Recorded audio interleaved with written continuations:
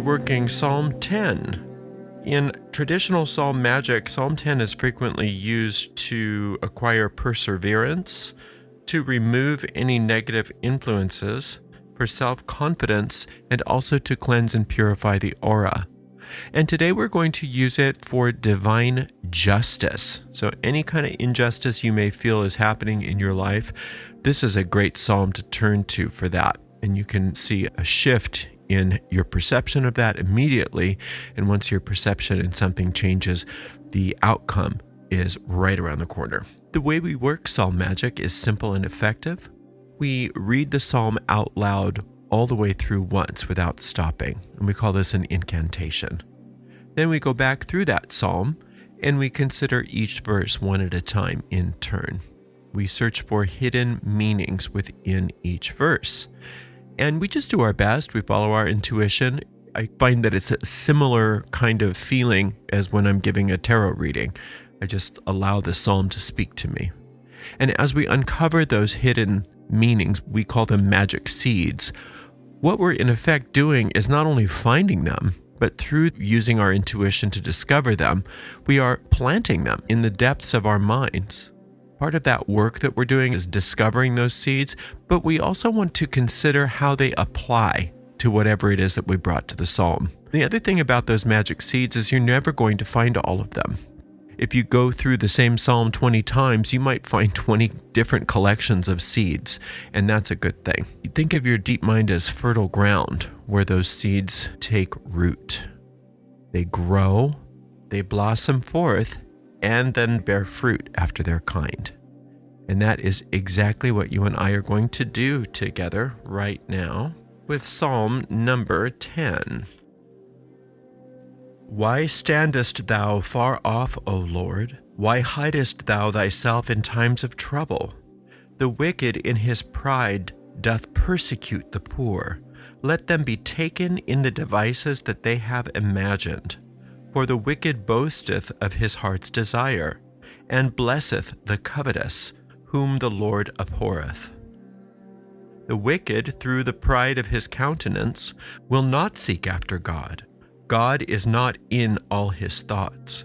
His ways are always grievous. Thy judgments are far above out of his sight. As for all his enemies, he puffeth at them. He hath said in his heart, I shall not be moved, for I shall never be in adversity. His mouth is full of cursing and deceit and fraud. Under his tongue is mischief and vanity.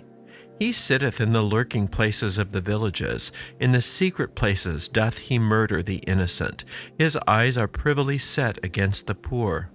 He lieth in wait secretly as a lion in his den.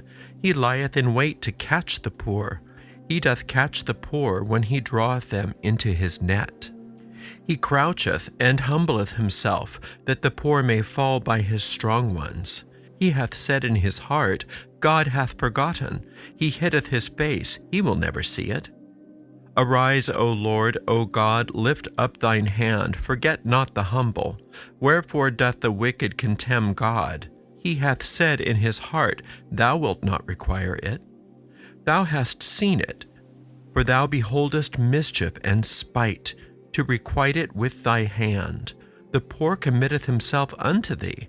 Thou art the helper of the fatherless. Break thou the arm of the wicked and the evil man. Seek out his wickedness until thou find none. The Lord is king forever and ever. The heathen are perished out of his land.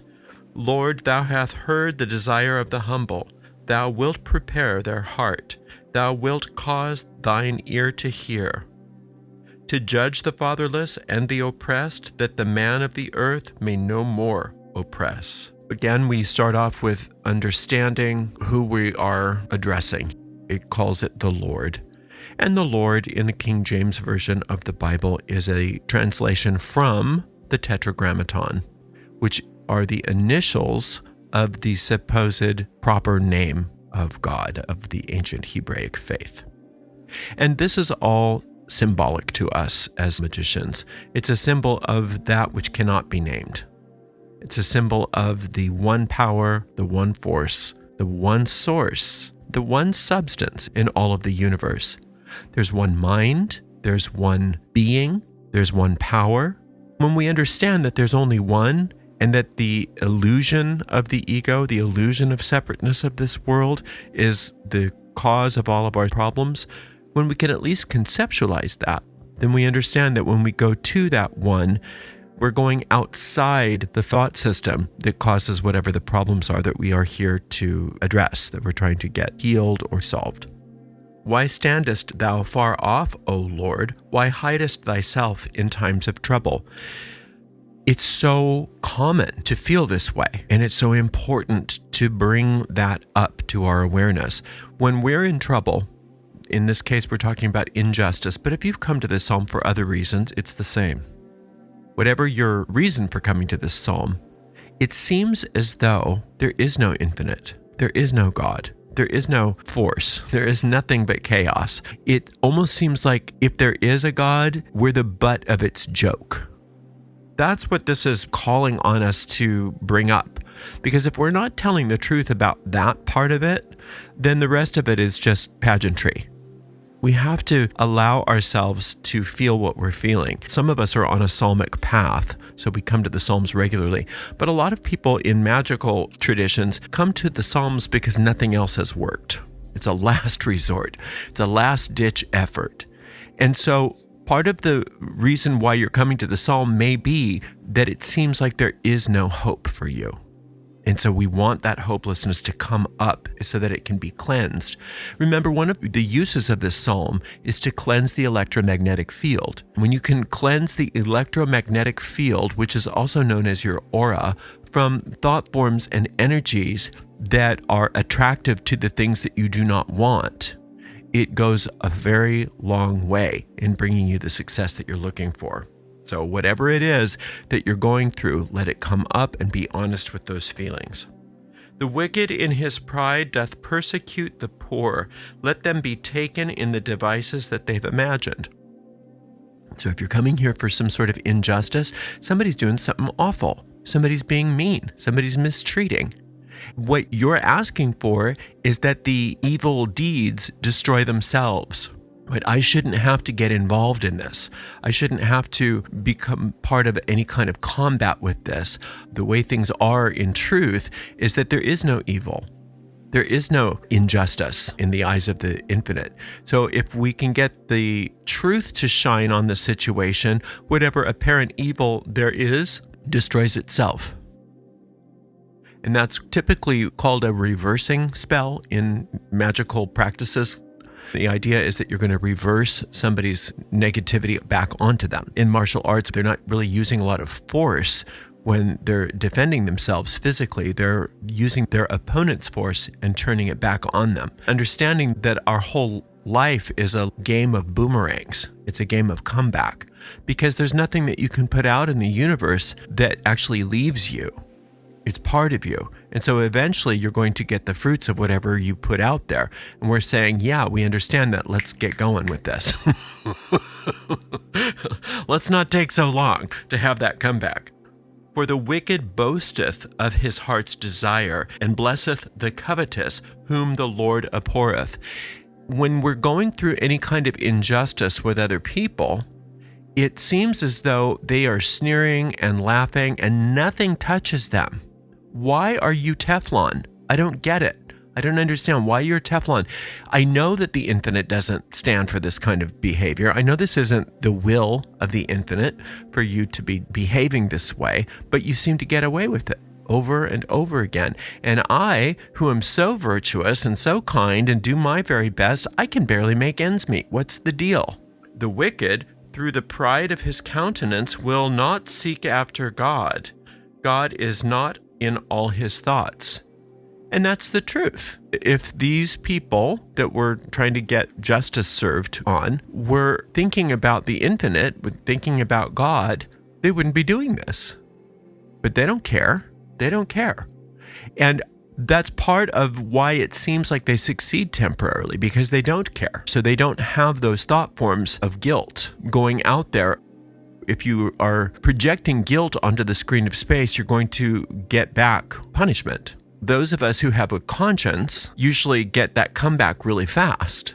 And people that don't care that don't have any sense of right and wrong and don't believe they are subject to justice, it seems as though they can get away with anything. And that's part of the reason why, temporarily, they do seem to get away with everything, because they don't feel guilt.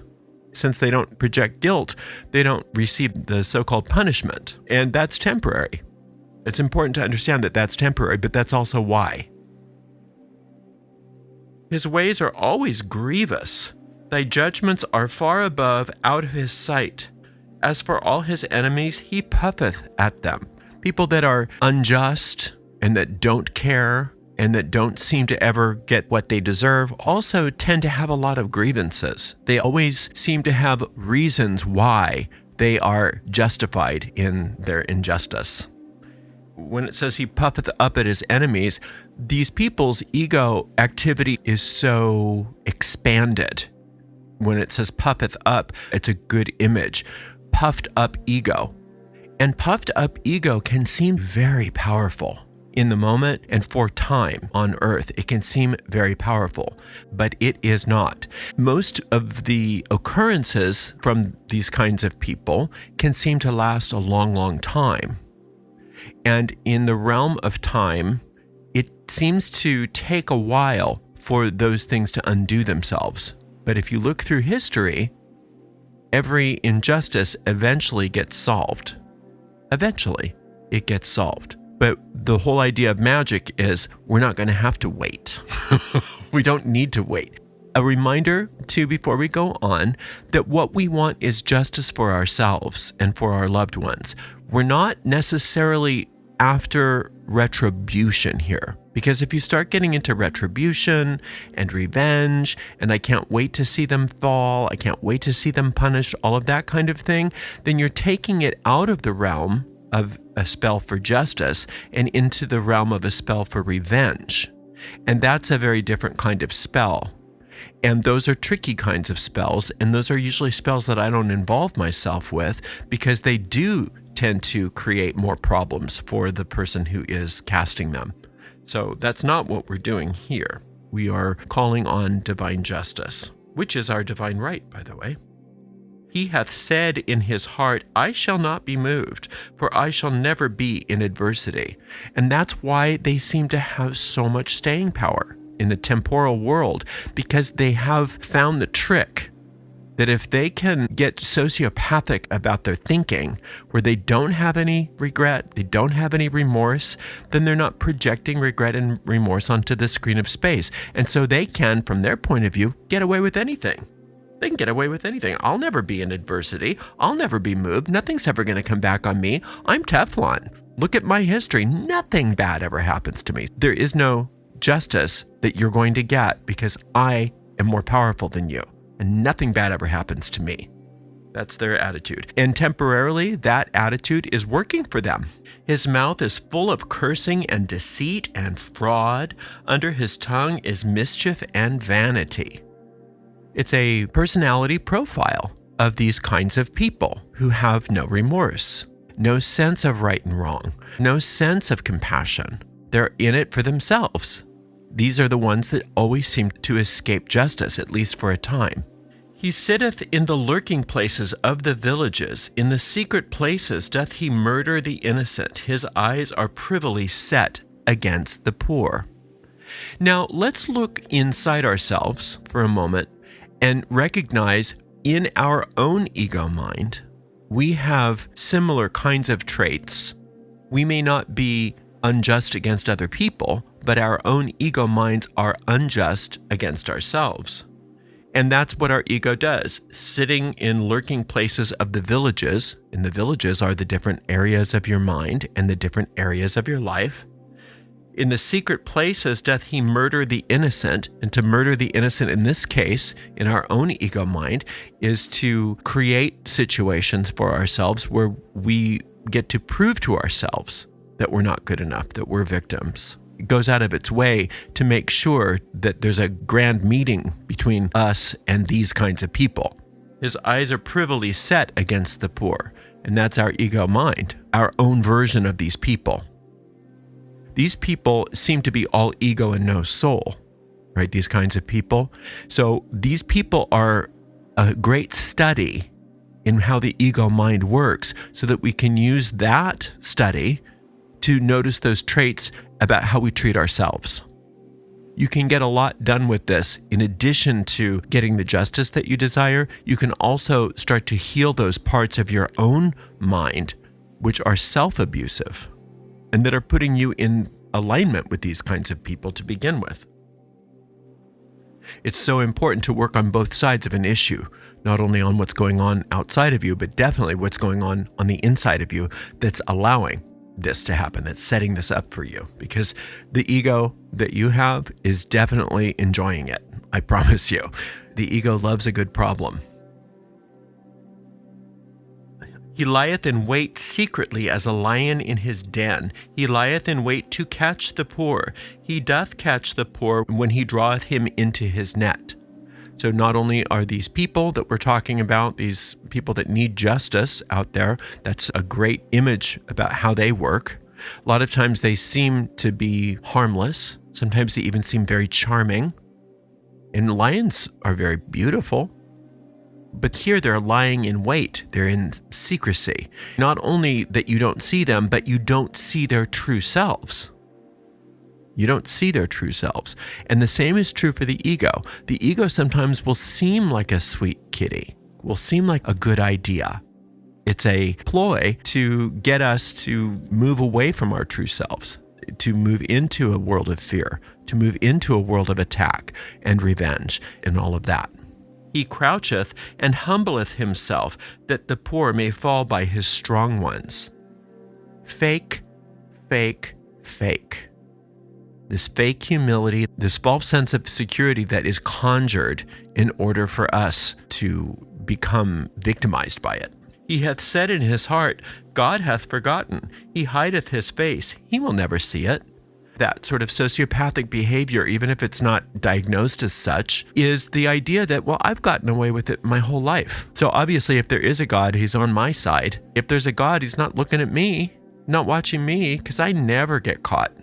I never get caught. I'm too smart. I'm probably smarter than God, if there is a God. We've defined the problem.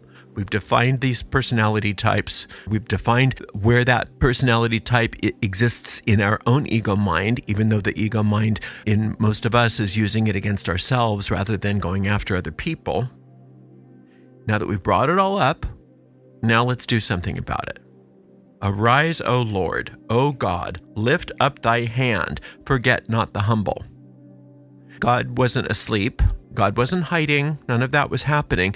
But the power of invocation is such that it must come from us. And when we invoke, there is always a response. Wherefore doth the wicked contemn God? He hath said in his heart, thou wilt not require it. Contemn meaning despise. The wicked despise God and say nothing bad's going to happen to me. Either there isn't a God, or God is really wimpy because nothing bad ever happens to me. Thou hast seen it. I'm talking to God. Thou hast seen it, for thou beholdest mischief and spite to require it with thy hand. The poor committeth himself unto thee. Thou art the helper of the fatherless. When it's talking about the fatherless, it's talking about an orphan, meaning helpless. We're helpless against this. We're helpless against these powers, this injustice. And that's your job, to help us. Break thou the arm of the wicked and the evil man. Seek out his wickedness till thou find none. When we're saying break his arm, we're not technically asking for his physical arm or her physical arm to be broken.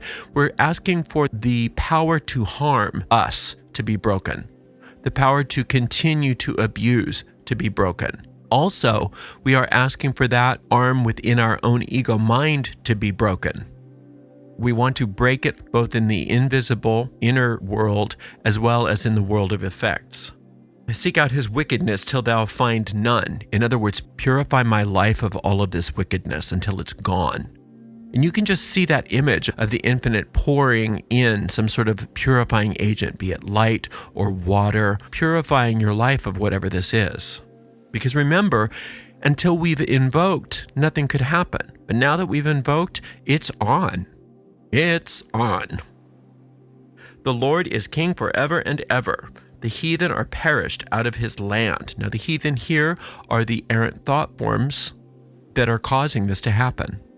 The errant thought forms that are causing this to happen, because remember that thought is causative, and there can never be the effect of injustice if there isn't a thought of injustice. So the Lord is king forever and ever, meaning right now there is no power but this, and we've invoked it, therefore it's responding, therefore it's happening. This magic is active as we speak.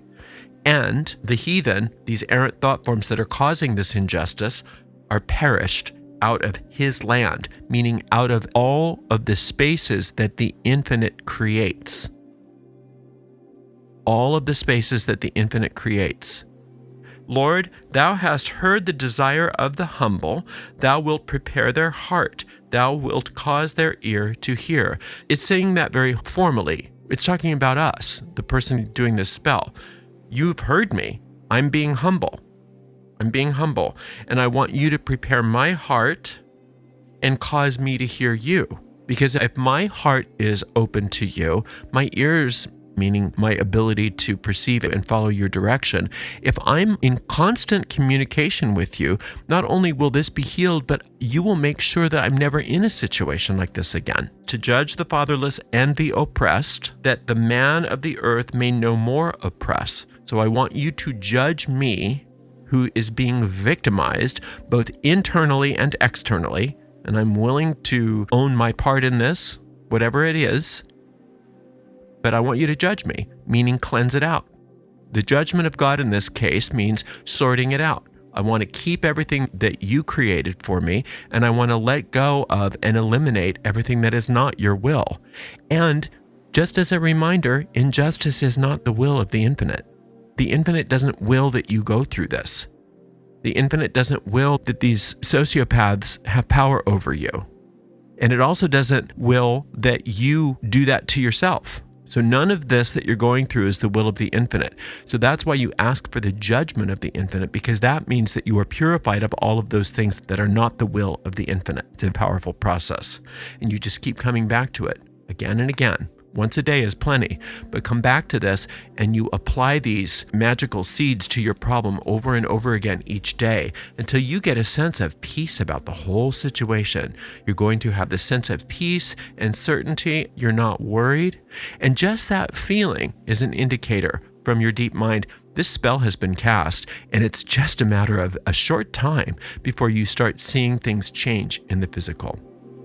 Thank you so much for spending some time with me. Until next time, blessed be.